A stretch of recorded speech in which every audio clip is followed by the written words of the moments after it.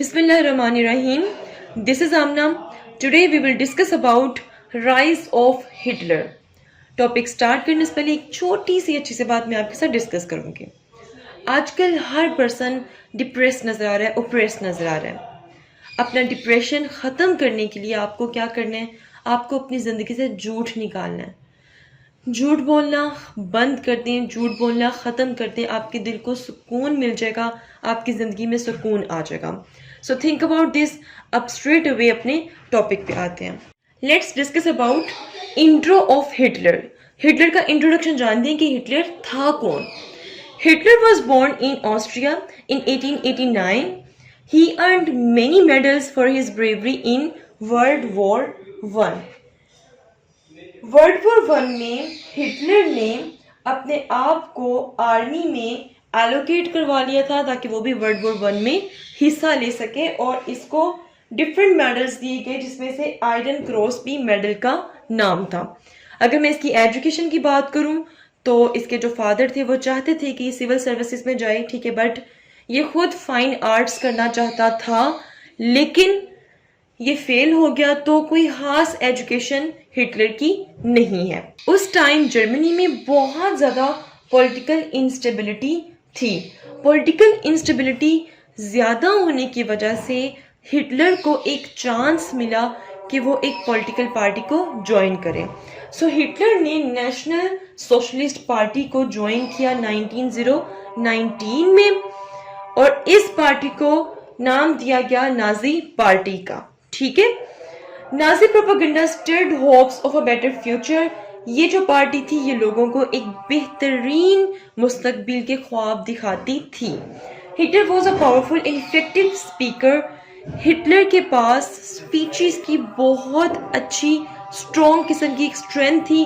वो बहुत अच्छा बोलना और बहुत इफेक्टिव किस्म का बोलना जानता था।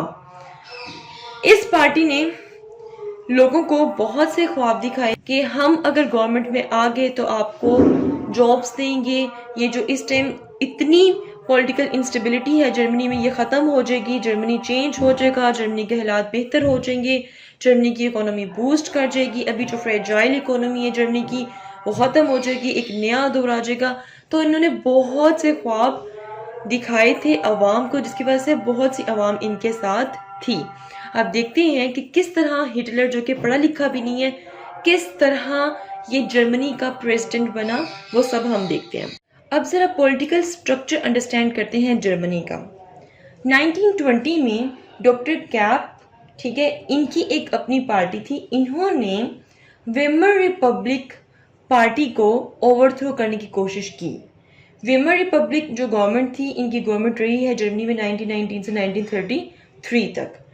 1920 में जब इन्होंने कोप करने की कोशिश की है, इधर ओवरथ्रो करने की कोशिश की है वेमर रिपब्लिक को, ये बहुत बुरी तरह से फेल हो गए, ठीक है। देन 1923 में नाजी पार्टी, जिसके हेड कौन थे? लेडेनड्रोफ, ठीक है, ये इसके हेड थे, और हिटलर इस पार्टी के सिर्फ मेंबर थे, हेड नहीं थे, ये आपको क्लियर रहे। इन्होंने डिसाइड किया कि हम भी वेमर रिपब्लिक को कोप करने की कोशिश करते हैं, हो सकता है हम जीत जाएं। तो नाजी पार्टी का ये पहला कोप था वेमर रिपब्लिक के अगेंस्ट। इन्होंने कोप किया, इन्होंने वेमर रिपब्लिक को ओवरथ्रो करने की कोशिश किया, लेकिन ये भी फेल हो गए, और उसके बाद हिटलर को प्रिजन जेल में डाल दिया गया तकरीबन 5 सालों के लिए। लेकिन यहाँ पे मैं क्लियर कर दूं कि जेल में भी हिटलर को सेलिब्रिटी की तरह ट्रीट किया जाता था, और वहां पे उन्होंने अपनी एक बुक भी लिखी जिसका नाम था my struggle. When Hitler came out of jail, अब हिटलर जो सा है वो जेल से बाहर आ चुका है, और टाइम हो चुका है ये 1931 का। 1931 में होते हैं फिर से इलेक्शंस जर्मनी में।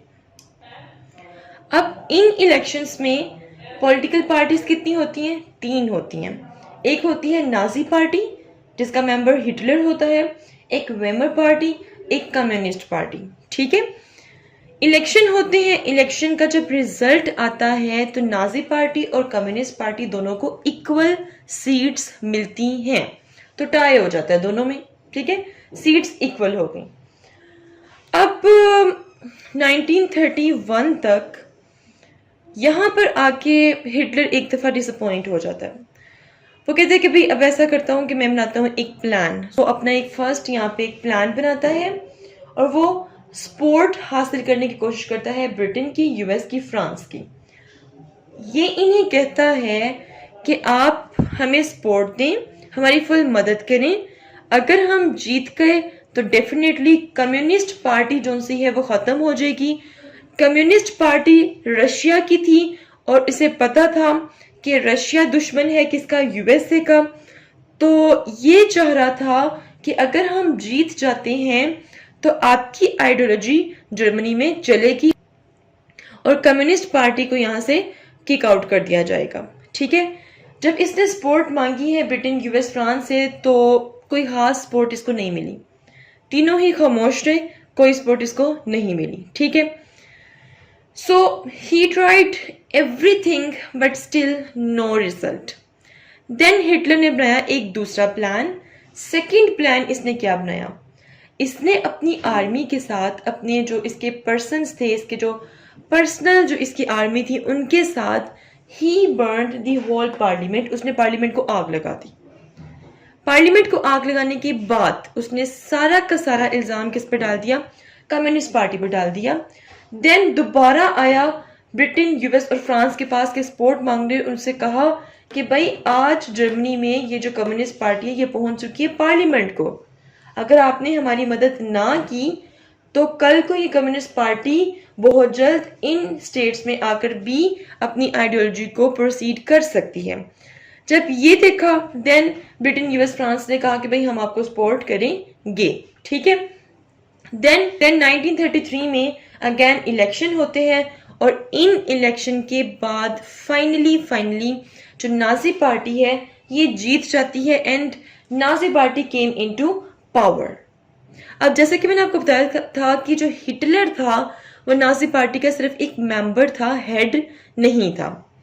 तो जैसे ही नाजी पार्टी जीतती है तो हिटलर को प्रेसिडेंट का नहीं बल्कि प्रेसिडेंट से जो कम ओहदा होता है ना, मतलब कि वाइस चांसलर का, वो बना दिया जाता है।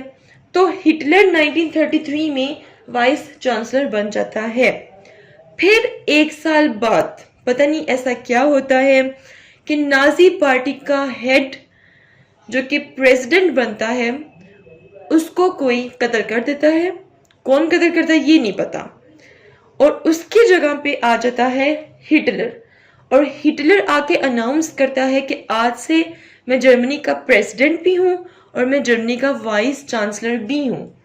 मतलब हिटलर ने दोनों जो बड़े इंपॉर्टेंट ओहदे थे वो अपने हाथों में रख लिए, ठीक है। सो फाइनली 1934 में Hitler wins and came into power. अब हिटलर की क्या पॉलिसीज होंगी वो देखते हैं। Now let's understand Hitler's domestic policies. तो 3 तरह की पॉलिसीज हिटलर ने बनाई। सबसे पहले social policies, then economic policies and then foreign policies. अच्छा, तो सबसे पहले हम डिस्कस करते हैं सोशल पॉलिसीज को। सोशल पॉलिसीज में उसने बहुत से स्पोर्ट्स इवेंट्स करवाए, बहुत से कल्चर इवेंट्स करवाए, एग्जीबिशंस करवाई, shaping the attitudes of population to support Hitler. Population का एटीट्यूड चेंज किया, उसने लोगों के जहनों में डाला कि जितनी भी नाइंसाफ़ी हुई है जर्मनी के साथ वो किसकी वजह से हुई है, वेमर रिपब्लिक की वजह से हुई है और इसके अलावा ज्यूज़ की वजह से हुई है। उन्होंने पूरी रिस्पॉन्सिबिलिटी उन दोनों पे डाल दी। Education system based on Nazism ideology, उन्होंने ऐसा एजुकेशन सिस्टम बनाया जो कि नेज़िज्म आइडियोलॉजी पे बेस करता था। इसके अलावा हिटलर ने अपनी आर्मी इंक्रीज 5,50,000 मैन। इसके अलावा उन्होंने अपनी आर्मी इंक्रीज की। देन इकोनॉमिक पॉलिसीज की मैं बात करती हूँ। इकोनॉमिक पॉलिसी में उन्होंने सबसे पहले डेप्ट रीपेमेंट कैंसिल किया। उन्होंने न्यू प्लान बनाया, दी new plan. Public works project, उसने ये पॉलिसी बनाई कि ज़्यादातर ऐसे प्रोजेक्ट बनेंगे जिसमें पब्लिक वर्क इंक्लूड हो ताकि लोगों को जॉब और एम्प्लॉयमेंट मिल सके। Then he controlled oppositions and इनके आने की वजह से क्या हुआ था कि जो अनएम्प्लॉयमेंट थी वो बहुत कम हो गई थी। उसके बाद हिटलर ने इंपोर्ट को रिड्यूस किया और आयरन और कोल की जो इंडस्ट्री थी उसको प्रमोट किया। Then let's discuss about foreign policies. Hitler ने रिवाइज की treaty of Versailles, league of nation छोड़ दी। Then want to achieve dominant position in Europe. Hitler चाहता था कि यूरोप में उसको एक डोमिनेंट पोजीशन मिले, सिर्फ हर जगह जर्मनी और हिटलर का ही नाम हो, क्योंकि जितनी भी नाइंसाफ़ी हुई थी जर्मनी के साथ, इस चीज़ ने हिटलर को फ्यूरियस कर दिया था, बहुत डरा दिया था। हिटलर चाहता था यूनाइट ऑल जर्मन, कि मतलब जो जो इलाके ले लिए गए हैं जर्मनी से, ठीक है, उनको यूनाइट कर दिया जाए एंड री आर्मामेंट और अपनी आर्मी को स्ट्रॉन्ग से स्ट्रॉन्ग बनाना चाहता था। इसके अलावा Hitler promote Nazi ideology, Hitler Nazi ideology को प्रमोट करना चाहता था। देन ट्रीटी ऑफ वर्सले को हिटलर ने रिजेक्ट कर दिया। सो अपनी सारी पॉलिसीज बनाने के बाद हिटलर ने अपनी स्ट्रगल स्टार्ट कर दी। तो इसके बाद आप हेडिंग दे सकते हैं स्ट्रगल ऑफ हिटलर। हिटलर ने 1933 में सबसे पहले पुल आउट किया लीग ऑफ नेशन से। देन 1935 में हिटलर ने अपनी नेवी को स्ट्रॉन्ग किया। देन 1936 में रीऑक्युपाइड किया ग्रीनलैंड को, ये वो एरिया था जिसको डीमिलिटराइज्ड कर दिया गया था। देन 1938 में हिटलर ने ऑस्ट्रिया और जर्मनी को इंटीग्रेट करने की कोशिश की एक स्लोगन के अंडर। स्लोगन क्या था? One people, one empire and one leader. 1936 से 1939 में हिटलर ने स्पेन सिविल वॉर में भी पार्टिसिपेशन की। इसके बाद Hitler reveals war plan. Hitler ने अपने वॉर प्लान्स बनाए, उनको रिवील्स किया। सबसे पहले हिटलर ने डिसाइड किया कि भाई हमारा जो पहला शिकार होगा, हमारा जो पहला विक्टिम होगा, वो ऑस्ट्रिया का चांसलर होगा जिसका नाम था डॉक्टर कुर्ट वॉन। ठीक है, उसने वहां पर अपनी आर्मी भेजी, ठीक है, और उस पर अटैक करवाया। देन हिटलर ने इन्वॉल्वमेंट की स्पेनिश सिविल वॉर में। हिटलर ने वहां पर जनरल फ्रांसिस्को की मदद के लिए अपनी आर्मी भेजी और इस तरह स्पेनिश सिविल वॉर में उसने पार्टिसिपेशन स्टार्ट की। तो इस तरह आगाज होता है डिक्टेटरशिप का, नेजिज्म एंड फैसिज्म का। नेजिज्म फैसिज्म क्या होती है ये हम आगे पढ़ेंगे। तो हिटलर किस तरह आया और इसने क्या क्या पॉलिसीज बनाई, क्या क्या स्ट्रगल की, किस तरह वॉर इसने स्टार्ट की, वो हम सब पढ़ चुके हैं। Hopefully you will understand this. If you have any question, do write your question in comment section below and hit the like and subscribe button if you haven't yet. मिलते हैं नेक्स्ट हॉट इशू के साथ। Until then मुझे अपनी दुआ में याद रखिएगा। Stay tuned and अल्लाह हाफिज़।